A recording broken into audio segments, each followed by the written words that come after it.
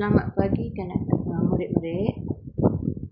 Hari ini kita nak bermula dengan sejarah tingkatan 3 bab 1 1.1 lah. Kestabilan dan kemakmuran negara kita. Okey. Mula-mula kita nak tahu apa maksud kestabilan. Kestabilan adalah keadaan yang stabil, aman, keadaan yang aman, stabil dan tenteram lah, dan tenteram. So, kestabilan bermaksud begitu, dan kemakmuran negara kita. Kemakmuran apa agaknya maksud untuk kemakmuran? Kemakmuran adalah kemewahan. Kemewahan ataupun kekayaan sesuatu negara. Kekayaan negara. Itu maksud dia. Kestabilan dan kemakmuran negara kita adalah keamanan ataupun ketenteraman dan kemewahan. Itu maksud dia.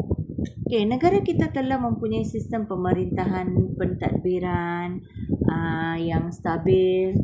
Kita ada sistem pemerintahan dan pentadbiran yang stabil. Kestabilan sistem pemerintahan dan pentadbiran ini merupakan hasil kebijaksanaan pemerintah lah. Because of this pemerintah bijak, dia pun mengamalkan sistem pentadbiran yang stabil. Betul kan? Mereka sedia berganding bahu dengan rakyat untuk bangunkan negeri. Okey. Kemakmuran negeri pula datangnya daripada mana? Kekayaan negeri kita ni daripada hasil bumi. Hasil bumi, hasil alam. Apa yang kita ada untuk memajukan ekonomi kita. Macam biji timah alam, emas lah, hasil-hasil hutan seperti rotan, dan bahan-bahan rempah. Itu semua adalah hasil bumi dengan hasil alam, yang dapat memajukan ekonomi negara.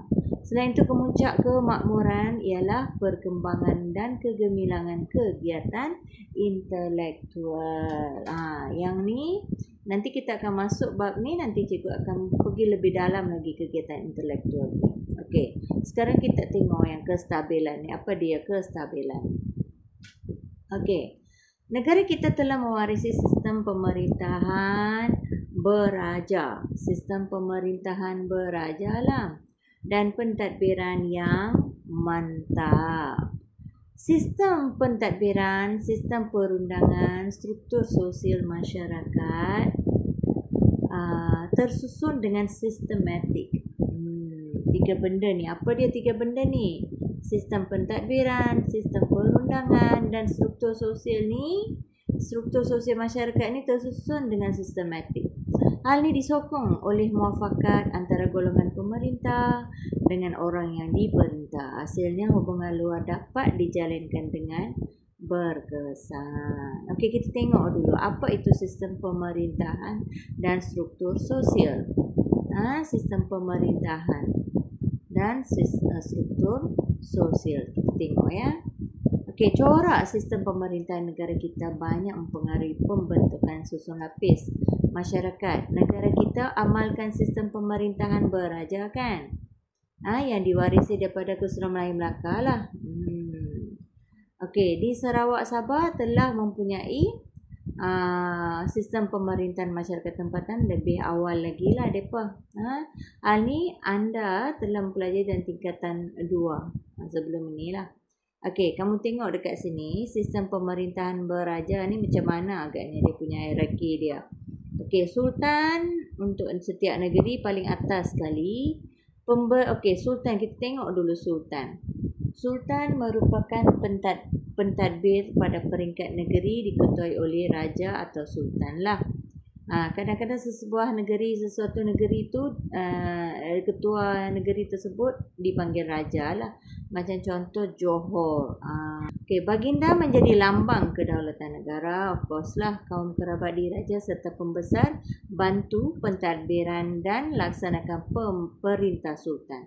Of course lah, kaum-kaum kerabat lah yang akan membantu pentadbiran dan perintah-perintah sultan mereka menunaikannya. Betul kan? Okey, sekarang second stage, pembesar pula.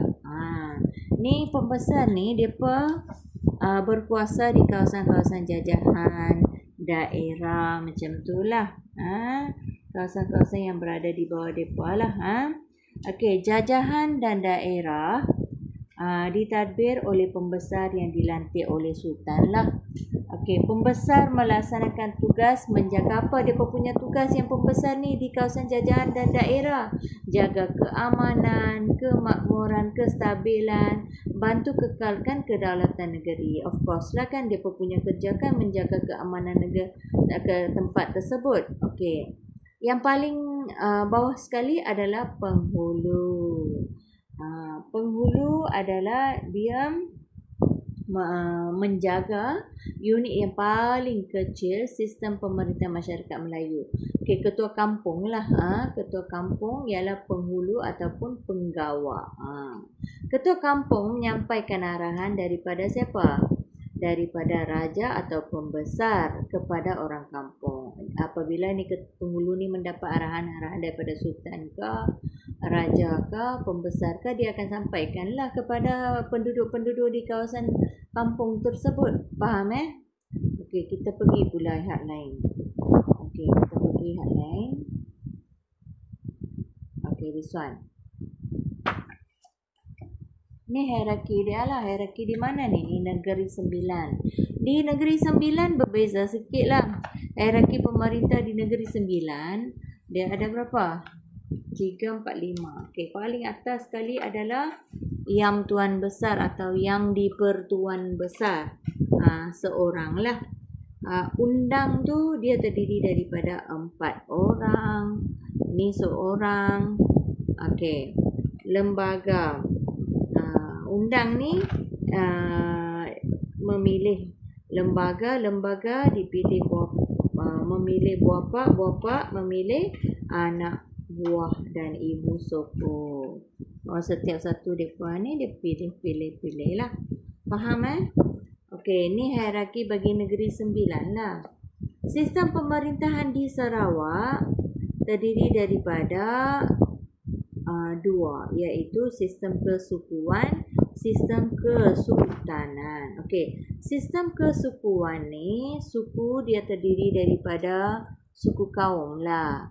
Iban, Melanau, suku Melanau, macam-macam kan suku-suku kaum dia di situ. So sistem kesukuan pemerintahan di Sarawak, dan sistem kesultanan pada masa itu adalah Brunei lah. So sistem kesultanan Brunei. Okey, sistem pemerintahan di Sabah pula terdiri daripada sistem kesukuan jugalah. Macam suku kaum di sini adalah macam Kadazan Dusun, Kadazan Dusun, Bajau. Semua ni depa ni adalah suku-suku kaum di situ. Lepas tu sistem kesultanan, Kesultanan Sulu dan Kesultanan Brunei. Ni Kesultanan Sulu dan Kesultanan Brunei. Lepas tu sistem ketua bebas. Ketua bebas maksud dia pemilihan melalui pilihan raya bebas lah. Pemilihan melalui pilihan raya bebas.